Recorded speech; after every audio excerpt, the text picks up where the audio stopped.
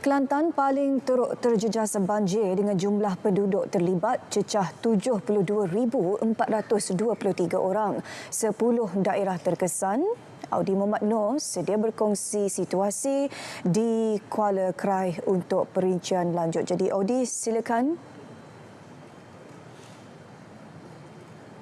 Ya, keadaan semasa banjir di Kelantan ini. Dan petang tadi saya sempat bersama dengan APM untuk membantu mangsa di Kuala Krai ini, iaitu di Kampung Mia yang terjejas membawa jenazah salah satu penduduk untuk dikebumikan di tanah perkuburan kampung tersebut. Manakala cuaca di Kuala Krai ini hujan lebat sejak tengah hari tadi. Dan manakala paras air di Kuala Krai ini di tangga Krai 24.7 tanda amaran, manakala di Sungai Lebih 34.51 tanda amaran dan Sungai Galas 36.41 tanda amaran. So baiklah, sekian sahaja.